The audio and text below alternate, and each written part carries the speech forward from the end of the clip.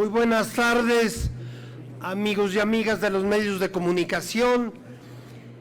Quisiéramos comunicarles que en unos momentos el grupo parlamentario de Morena estará presentando ante el Pleno del Senado un posicionamiento en torno al exilio que ha otorgado el gobierno mexicano, al asilo que ha otorgado el gobierno, nuestro gobierno, a don Evo Morales.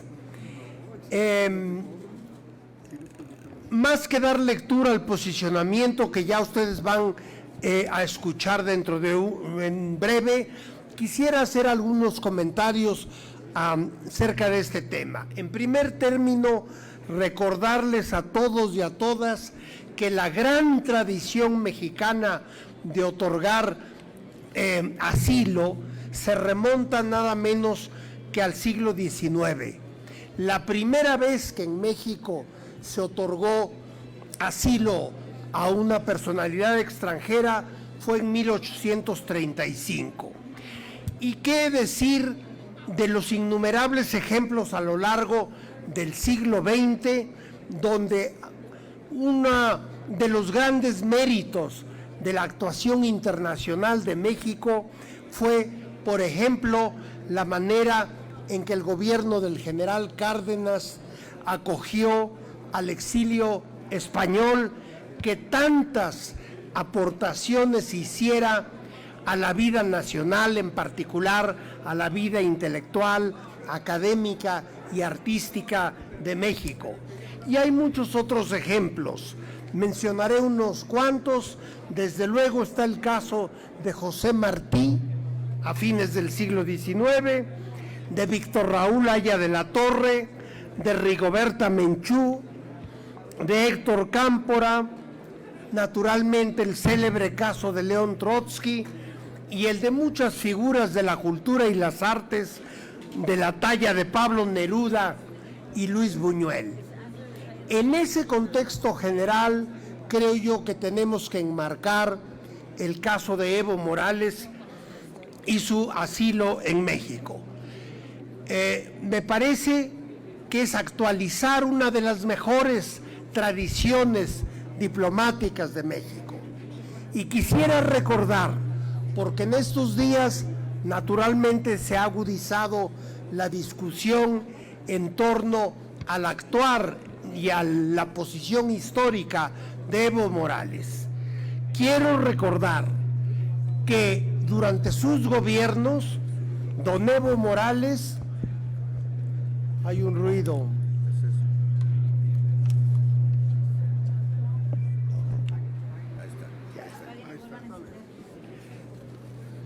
Don Evo Morales tuvo logros que me parece son incuestionables.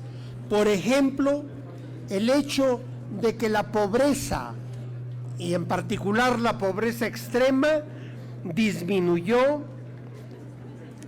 de alrededor del 38% de la población al 17%. El promedio de crecimiento de la economía boliviana fue del orden del 4% anual. Pero yo quisiera hacer particular énfasis en un aspecto que me parece el más importante de todos. Gracias a Evo Morales se dignificó el papel de la población indígena de Bolivia, que como las poblaciones indígenas de toda América Latina han sido sojuzgadas y explotadas durante 5 siglos. Estas comunidades indígenas, que por cierto son los dueños originales de todos estos territorios, han sido apartados del poder, del ejercicio de la vida y de los derechos políticos y de su dignidad. De modo que hay que recordar en todo momento que esa fue quizá la mayor aportación histórica de Evo Morales. Uno podría, como se está haciendo de hecho en la opinión pública, Perdón, hay alguna interferencia en los aparatos. Se está debatiendo en estos días aspectos, digamos, del final de la gestión de Evo Morales, pero no por observar los árboles debemos de perder de vista el bosque. Y el bosque es ese legado ya histórico que Evo Morales representa. Así que desde el punto de vista del grupo parlamentario de Morena, nuestro total apoyo al asilo que ha otorgado el presidente de la República a Evo Morales. Bienvenido a México y enhorabuena por este paso adelante de lo mejor de la diplomacia mexicana. Muchas gracias. ¿Hay preguntas? Ok. Sí, senador, les pregunta Elizabeth Rodríguez de la agencia Notimex.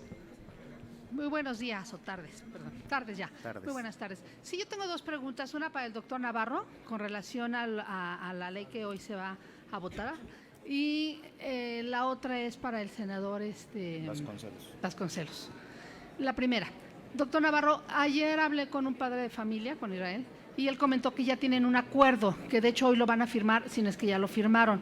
¿Qué incluye este acuerdo? Y si se va a considerar lo que ellos están pidiendo, que se le garantice en letra que se van los tratamientos de los menores. Y en el caso del doctor Vasconcelos, senador Vasconcelos, hace rato el señor Osorio Chong, el senador Osorio Chong y Curi hablaron al respecto del asilo. Dicen que efectivamente están de acuerdo en la misión y en la vocación de México en dar asilo. Sin embargo, consideran que fue muy oneroso la manera en cómo se le recibió. Y incluso dicen que no es congruente los recursos públicos que se gastaron y cómo fue que se mandó hasta avión y todo para traerlo de la Fuerza Aérea cuando no es hecho ni para mexicanos. Y también Curi afirma que cómo se recibe como héroe a un dictador. Por sus respuestas, gracias. Sí, es cierto, dialogamos con los padres de familia en días pasados. El problema ya no es el que fue en un principio, la falta de medicamentos, no lo hay. El día de hoy lo que quieren es certidumbre para que el Seguro Popular, al ser sustituido, ellos pudieran seguir teniendo las garantías, la certidumbre del tratamiento para sus niños. El Fondo de Gastos Catastróficos,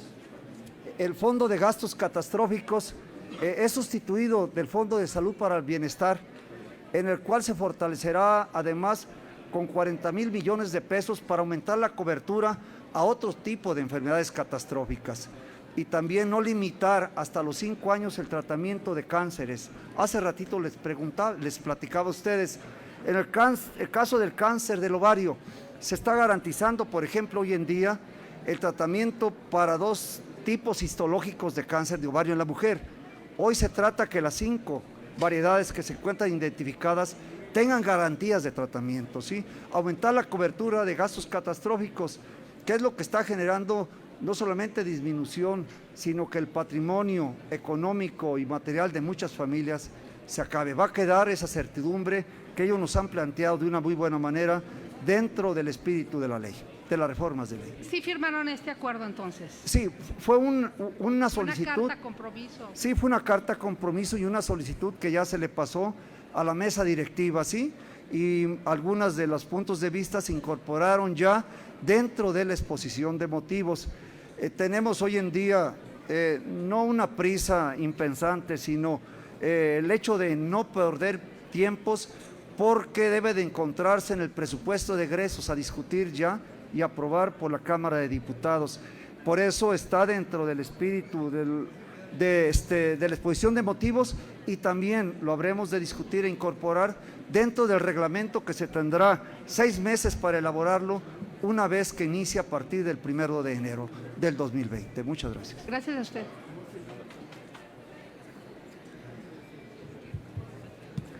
Sí. Mire usted, desde luego yo respeto la opinión del senador Osorio Chong.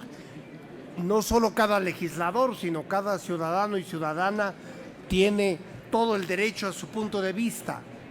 Sin embargo, quisiera recordar que un gobierno, por cierto, del PRI, el del presidente Echeverría, si mal no recuerdo, envió un avión para recoger a la señora Allende, a doña Hortensia Bussi de Allende, después de los trágicos acontecimientos ocurridos en Chile en septiembre de 1973. De modo que no es la primera ni la única vez en que México, ante el riesgo de la vida de una personalidad, ha echado mano de los recursos necesarios para salvaguardar esa vida. En cuanto a que si don Evo Morales ha sido recibido como héroe o no, desde luego cada sector de la opinión pública mexicana ha manifestado su punto de vista. Yo mismo acabo hace un momento de recordar algunos hechos que me parecen incontrovertibles, más allá del juicio que puedan tener distintos sectores sobre los últimos tiempos en la hermana República de Bolivia. Muchas gracias. La siguiente pregunta es de Félix Muñiz, de Noticias 1530. Sí. Igual para los dos senadores, para el senador Navarro.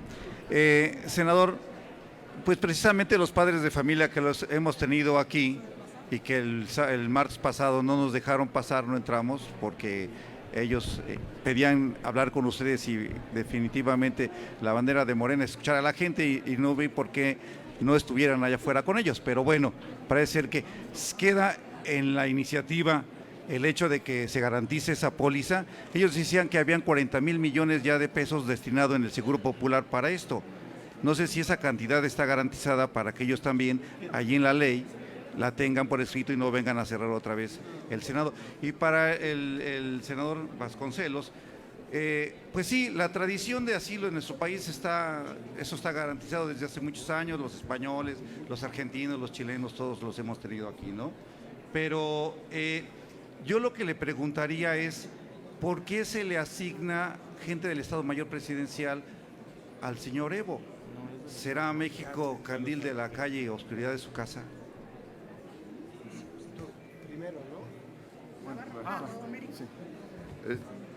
Me voy a permitir contestar la primera pregunta dirigida al senador Navarro dentro de la Comisión de Salud, nada más para especificar porque hemos estado en todas las reuniones en que han solicitado los padres de familia del Hospital Federico Gómez en una válida inquietud de saber cómo se va a continuar la atención de sus hijos, a que los aqueja un problema de leucemia y que está incluido dentro de los gastos catastróficos.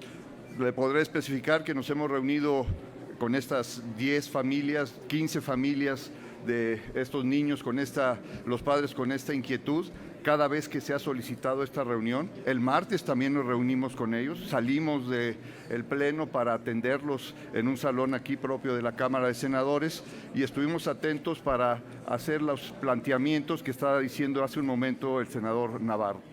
En esa misma reunión se les comentó que en el contenido de la ley de la iniciativa del INSABI está incluido esa garantía para continuar con la prestación de los gastos catastróficos, no solo en una situación de transitorio, sino que también en el contenido propio de la ley, en el artículo 77 bis, donde dice que esta creación ahora del Fondo del Bienestar en Salud, su principal punto es seguir y mantener la atención de todos los padecimientos de gastos catastróficos que hasta este momento están recibiendo esa atención. Pero en un principio de justicia, pues como comentábamos también con ellos, en estas mismas instituciones de salud, pues está sentado un padre de familia que puede tener por tipificación de los gastos catastróficos, la atención para un padecimiento como es la leucemia linfoblástica aguda. Y son los niños que a ellos lamentablemente están teniendo sus hijos este padecimiento. Pero puede hasta haber un padre de familia con un hijo que el problema es una leucemia linfocítica crónica y ese no está incluido. Esta ley lo que va a hacer es que ahora todos estén incluidos y tengan la misma oportunidad todos los mexicanos en la atención de este tipo de padecimientos. Leería, si me permite, Félix, leería su servidor, el 11º transitorio. Las personas que a la entrada en vigor de la reforma cuenten con afiliación vigente al sistema de protección social en salud, continuarán en pleno goce de los derechos que les correspondan. Es lo que dice las reformas de ley. Gracias.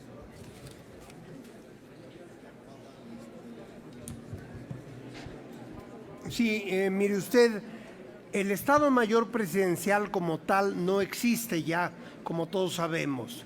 Lo que ocurre es que sus miembros se reintegraron a la Secretaría de la Defensa Nacional, a las Fuerzas Armadas, y yo entiendo que de las Fuerzas Armadas se han adjudicado algunos elementos para la seguridad de don Evo Morales, cuya vida evidentemente ha estado amenazada al menos desde el sábado pasado.